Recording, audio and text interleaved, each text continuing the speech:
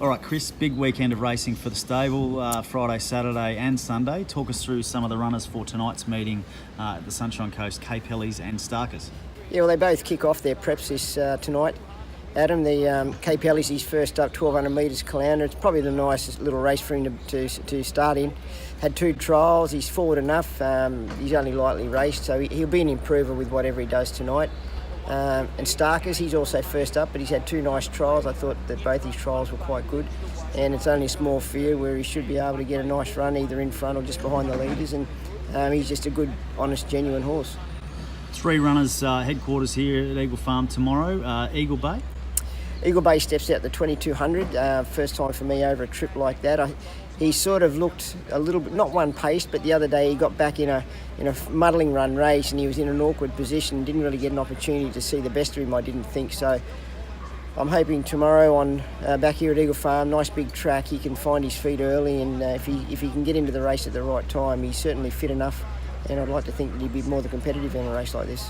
Champ Elect also goes around in the Fillies and Mares benchmark 80. Very happy with Champ Elect. She's back to the 1200 on Saturday. It looks a nice race for her against the Fillies and Mares, and she's a filly that she's had so many issues, just little niggling things just go wrong with her, and she deserves to have a change of luck. So if she has that tomorrow, she's certainly well worth an each-way ticket.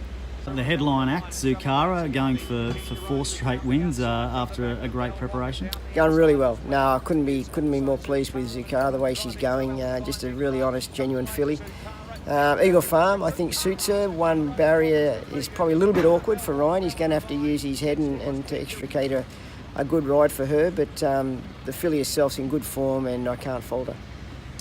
Saturday at the Gold Coast, you have Tiger Love and Buckets of Pride nominated in the same race. Yeah, 2 fillies. Tiger Love's on a Rockhampton mission. Her main goal is the 1,200 metre Rockhampton race, so she hasn't had a barrier trial this prep. She's had a 400 metre jump out, but hasn't had a barrier trial. But she's only a light frame little filly and certainly doesn't appear to need a lot of work, so she'll go to the races tomorrow.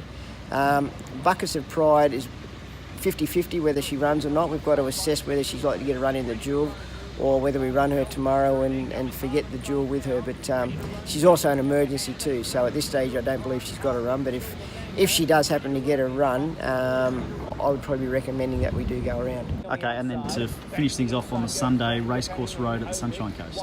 Yeah, he's fresh up, had a nice break, he's had a long steady prep into this run, 2 nice trials, so he's got a little bit of weight on his back to contend with, but I'm hoping that the allowance can offset that and he can get into his groove in the first part of the race and hit the line strongly.